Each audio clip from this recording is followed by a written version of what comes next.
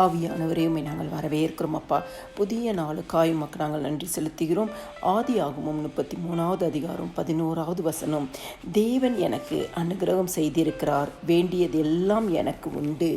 32வது அதிகாரம் 10வது வசனம். அடியேனுக்கு தேவரீர் காண்பித்த எல்லா தயவுக்கும் எல்லா சத்தியத்திற்கும் நான் எவ்வளவேனும் பாத்திரன் அல்ல.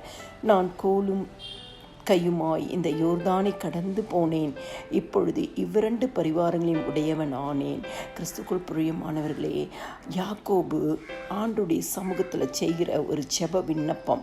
ஆண்டவருடைய சமூகத்தில் சொல்கிறார், நான் கோலும் கையுமாய் இந்த யோர்தானை கடந்து போனேன், ஆனாலும் இவ்விரண்டு பரிவாரங்களை உடையவனாய் ஆசி உடையவனாய் அவன் திரும்புகிறதை நாம் பார்க்கிறோம். அதற்காக தான் இந்த வசனத்தை யாக்கோபு சொல்கிறார். தேவன் எனக்கு அனுகிரகம் செய்திருக்கிறார், வேண்டியதெல்லாம் எனக்கு உண்டு. இந்த காலை வேளையில் தேவ வசனத்தை கேட்கிற உங்களுக்கு ஆண்டவர் இந்த நாளிலும் உங்களுக்கு அனுகிரகம் செய்வாராக. உங்களுக்கு வேண்டியதெல்லாம் உங்களுக்கு கிடைக்கும்படியான ஒரு அனுகிரகத்தை ஆண்டவராகிய இயேசு கிறிஸ்து தருவார்.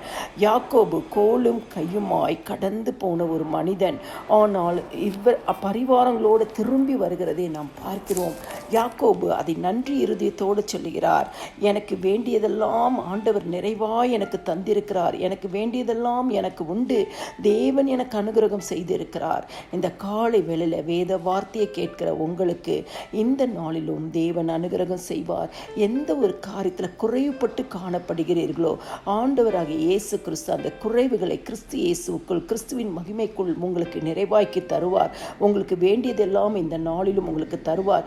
எந்த சூழ்நிலையில் கடந்து போகிறீர்களோ ஆண்டவருடைய கண்கள் அந்த சூழ்நிலையை பார்க்கிறது. ஆண்டவருடைய கண்கள் இன்னைக்கு அதை மாற்றி உங்களுக்கு அனுகிரகம் செய்வார். எல்லா துதியும் கனமும் மகிமையும் ஸ்தோத்திரமும் என் ஆண்டவராகிய இயேசு கிறிஸ்து ஒருவருக்கே செலுத்துகிறேன். ஆமேன்.